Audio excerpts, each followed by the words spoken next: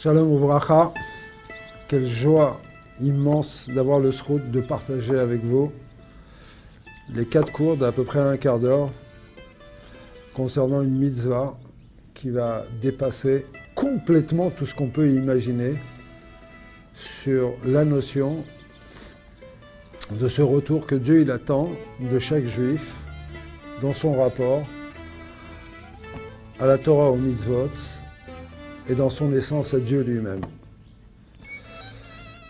Alors avec l'aide de Dieu, c'est pas simple, mais tout ce que je vais essayer de dire sont complètement empreints de toutes les sichot et ma'amarim du Rabbi et de nos maîtres et des Rebbeim.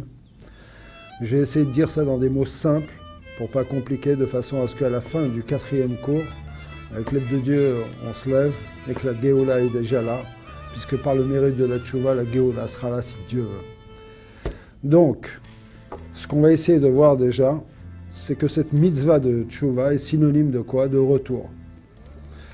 Pourquoi elle est synonyme de retour? On sait très bien que la matrice dans l'année juive de la tchouva, c'est le Shabbat Shuvah. Il y a un Shabbat dans l'année qui va être le détonateur de ce qui permettra dans son essence et dans la pratique à chaque juif de pouvoir faire toute l'année tchouva. Shov yom echad lefnei motra. On est censé faire tchouva tous les jours. Pourquoi?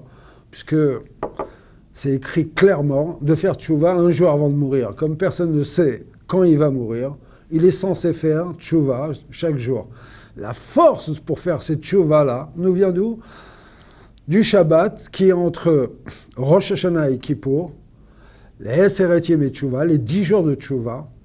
Et donc, au travers de ce Shabbat-là, qui lui-même veut dire retour, Shabbat veut dire retour, donc c'est un double retour dans une double dimension qui est à l'intérieur de nous, aussi bien dans notre dimension d'âme exprimée au niveau de nos pensées, que d'âme ensourcée dans Dieu lui-même.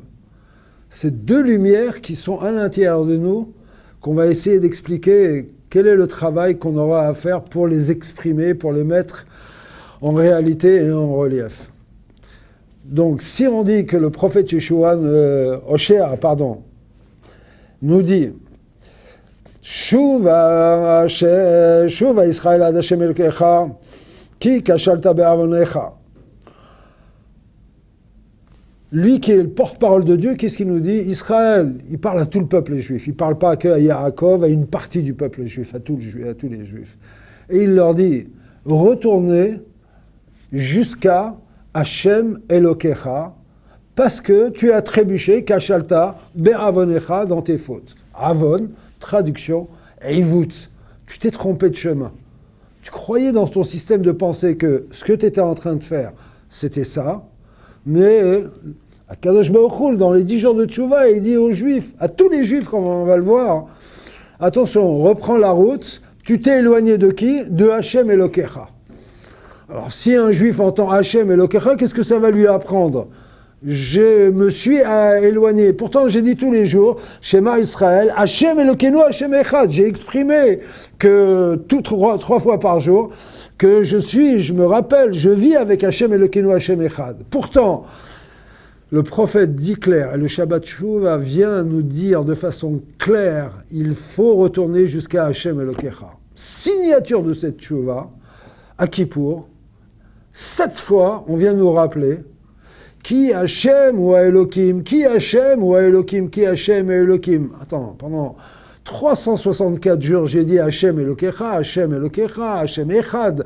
Ça y est, Qu'est-ce qu'on me fait dire encore pendant, à Kippour, ce moment particulier où on est plus haut que les anges, avant de redescendre, maintenant, sortir de Kippour et rentrer dans le monde, on veut nous imprégner dans cette dimension à l'intérieur de nous, dans nos 7 émotions.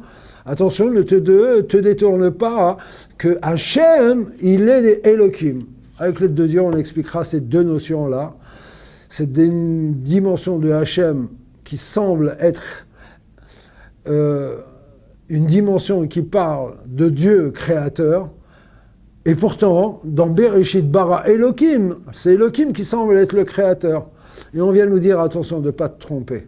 Le 6e jour, c'est marqué pour la première fois, après une trentaine de fois où on parle de Elohim, Elohim, Elohim, d'un coup on vient nous dire Beibaram Hashem Elohim. Le 6e jour, quand Dieu il a tout créé, toute la création est en place, l'homme et Chava sont en place, là on nous parle d'un coup, oh, sache que tout ce que tu as vu créer apparemment semble être Elohim.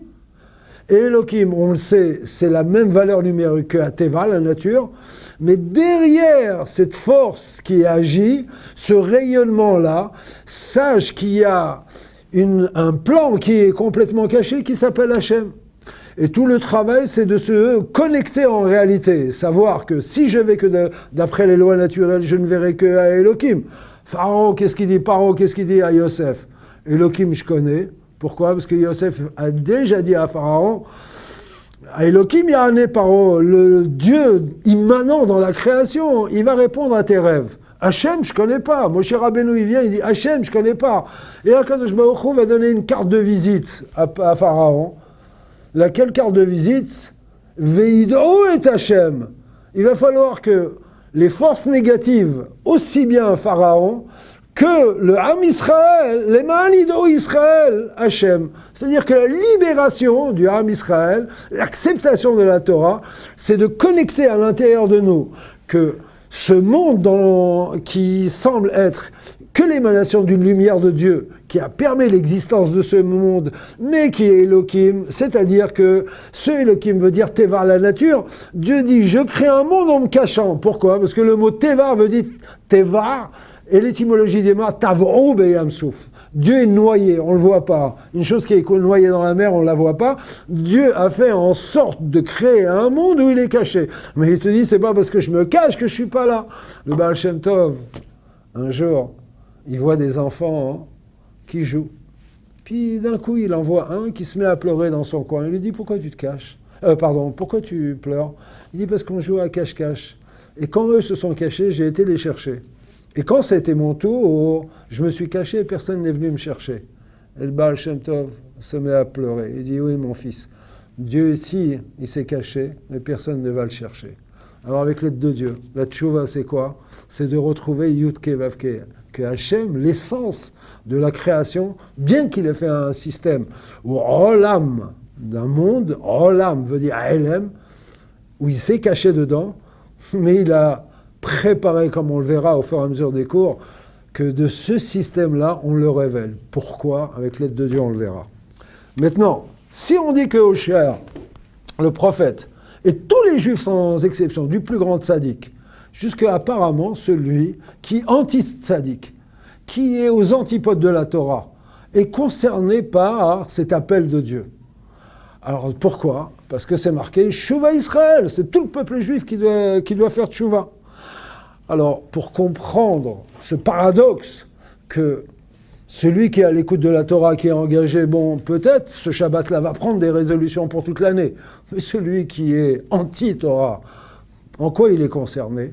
Alors pour cela, on est obligé, avec l'aide de Dieu, de poser quelques questions pour faire voir qu'en réalité, que quand le prophète il a parlé, il a plus parlé à celui qui est anti que à celui qui adhère à la Torah.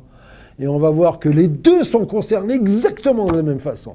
Celui qui a un titre de tzaddik est exactement concerné par ce retour de révéler quoi? Cette dimension de Yud-Ke Vav-Ke.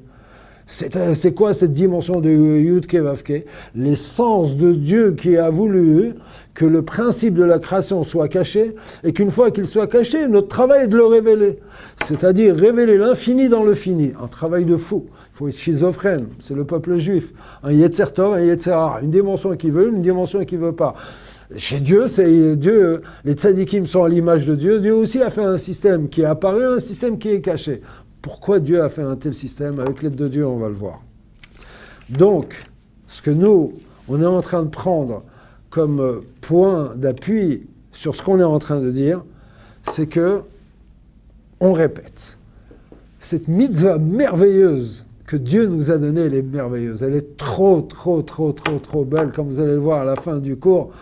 On va hurler de pas prophétiser de ce cadeau de ce cadeau prodigieux que Dieu il donne à chacun de nous.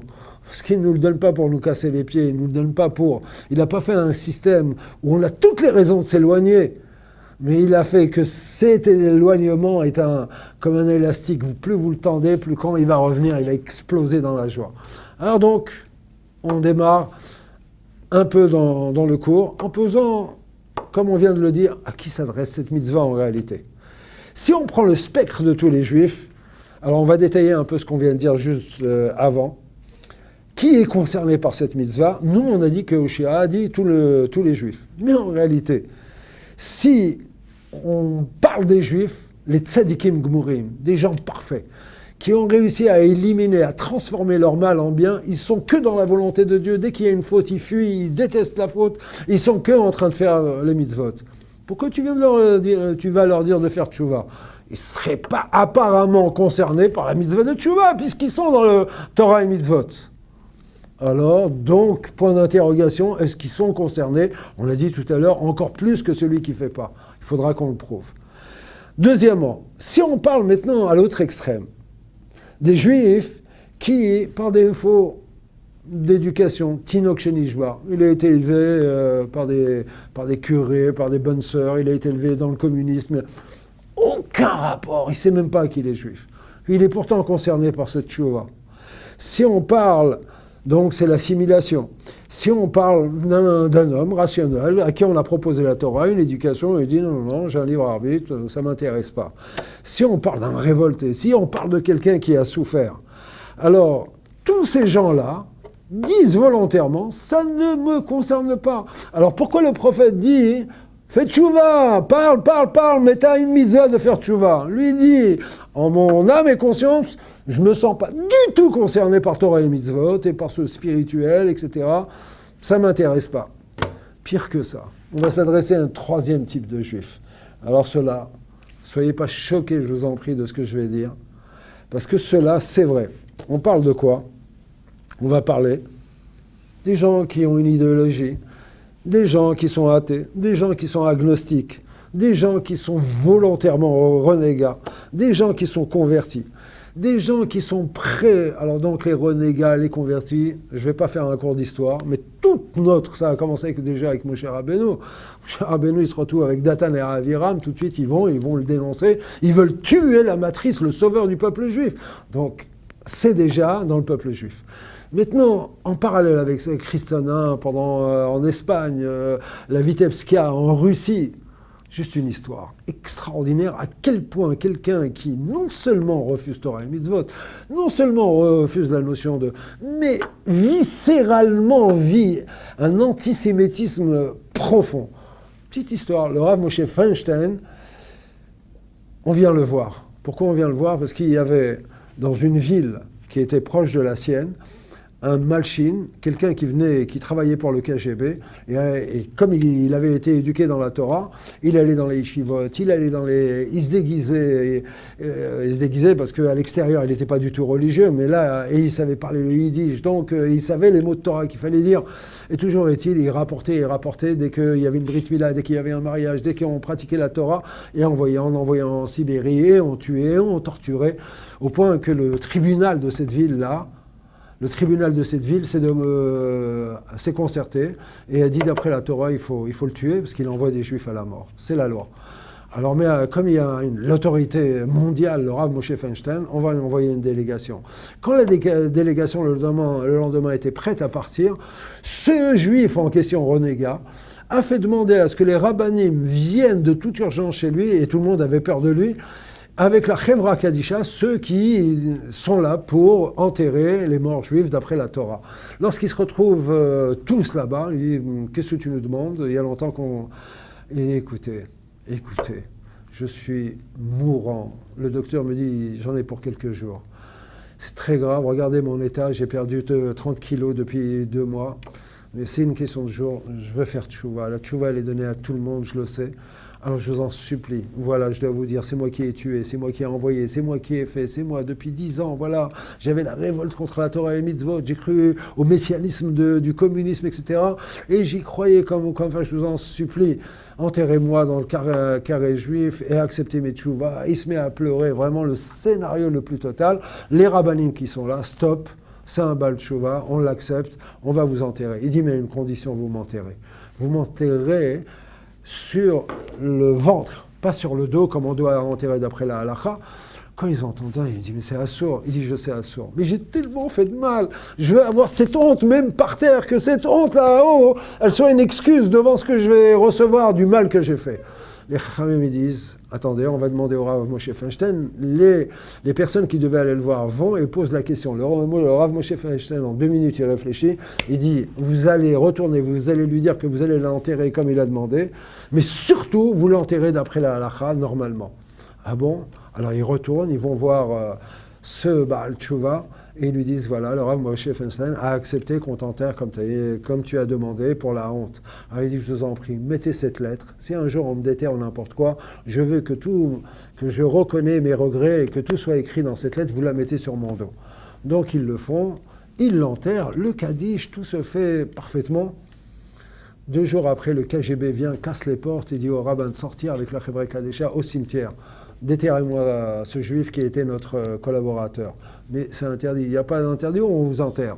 Finalement, ils sont obligés, ils déterrent. Et puis là, ils sont surpris. Pourquoi ils sont surpris? Parce que quand ils prennent la lettre, ils l'ouvrent. Ce commandant, qu'est-ce qu'il dit? Il dit, regardez, ces juifs, ils m'ont enterré. Et la honte qu'ils m'ont fait, quelle honte ils m'ont fait, ils m'ont enterré contre la loi juive, ils m'ont enterré sur le ventre au lieu de m'enterrer sur le dos. Donc ils ont la haine du communisme, ils ont la haine des juifs. Punissez-les, punissez-les, punissez-les de cette honte qu'ils m'ont fait de m'enterrer comme ça. Et quand ils regardent, eux, mais il n'est pas enterré sur le ventre, il est enterré normalement. Il est devenu fou, complètement idiot avec sa maladie. Bon, allez, les couvrez, c'est fini. Le Rav Moshe Feinstein avait vu que ce juif, quand il a demandé une chose qui est contre la loi dans la tchouva, c'est qu'il y avait quelque chose qui n'était pas normal. Donc on voit un juif qui peut aller à un point que même dans la mort, il peut en arriver à quoi? À être tout le temps dans cette dynamique de haine. Comment un juif, même dans cette situation, la Torah lui dit tu dois faire un tchouva.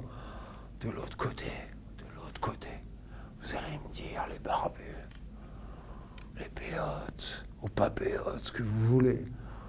Les gens qui sont... Il y a une Gemara claire dans Shabbat, et on va terminer avec ce point pour le premier cours, qui nous dit clair que Akadosh Baruch Hu, au moment du Chorban Bet HaMikdash, premier Bet HaMikdash, Akadosh Baruch Hu, il discute avec l'ange Gabriel, il dit, écoute, tu vas mettre un signe, un tav d'encre sur le front des tzadikim, et un tav de sang sur les Réchaïm, parce que je vais détruire la ville, et il y aura des morts. Le sang va couler jusqu'aux chevilles, tellement des flots de sang vont couler à la destruction du premier temple, la Nabuchodonosor. Et les anges destructeurs, quand ils vont là-bas, ils vont distinguer entre les tzadikim, ceux qui ont fait ma volonté, et ceux qui ont été la cause de cette destruction. L'ange Gabriel, il dit à Dieu, oh, du calme, Dieu. Pourquoi tu fais des différences entre les deux? Et Dieu lui dit, pardon, excuse-moi, ange Gabriel, c'est pas des tzadikim, c'est des tzadikim gmurim, des gens parfaits. Ils ont fait toutes les mitzvot sans un iota de pas faire les mitzvot. Et les autres, c'est des vrais mauvais. C'est pour ça que je te demande de distinguer. Il dit, Hachem, il s'est passé quand même quelque chose. C'est tzadikim gmurim. Ils n'ont pas été voir les Réchaïm pour leur dire de changer. Il dit, Hachem, il dit, Noda lefanai. Je le sais que même s'il leur avait dit, ils n'auraient pas écouté. C'est pour ça qu'ils n'ont pas été. Il dit, mais Dieu, eux aussi ils ont pensé comme toi qu'ils ils vont pas écouter. Mais toi, Dieu, tu as ordonné que ces tzadikim ils aillent. Chose terrible, la destruction du Beth Amikdash, 3000 ans d'exil, elle vient du fait que les gens les plus pratiquants dans Torah et Mitzvot ont eu un manque de discernement. C'était quoi ce manque de discernement? De ne pas aller au-devant d'un autre juif qui ne fait pas Torah et Mitzvot, et avec Bedarke Noam, Bedarke Shalom, essayer au moins de lui dire « Oh, ça ne va pas ce que tu fais ». Donc apparemment, la Torah, quand Ehoshea vient et nous dit « ça s'adresse aux tzadikim gmurim, aux gens parfaits, comme à l'antipode à l'autre », oui, la tchouva, d'après nos Torah, d'après nos textes. Je vous ai donné qu'un exemple de tzadikim gumurim sur lequel Dieu y témoigne sur eux, que même eux, il y a un manque. En tzadik barlam chez Asetov Elohecheta, chet veut dire manque. Et ce manque-là, terrible. L'Agmara continue dans la Metzia. Et dans tout le chasse en réalité, le point de ce qui va être dit. Pourquoi en réalité, on voit que la goutte qui va faire déborder le vase, donc une chose incroyable, la goutte, à cause de Sinatrinam, la haine entre les Juifs. Mais aujourd'hui, dans le monde de la Torah, oui, dans le monde de la Torah, chacun a sa petite yeshiva, chacun a sa petite tendance. Dans les yeshivot elles-mêmes, on a son petit rave, on a son petit mashpia, et d'un coup, pour des raisons X, on voit que dans le cadre aussi bien Beklalot que Bepratiut, en général, les tendances Farad, Ashkenaz, Chassid, etc.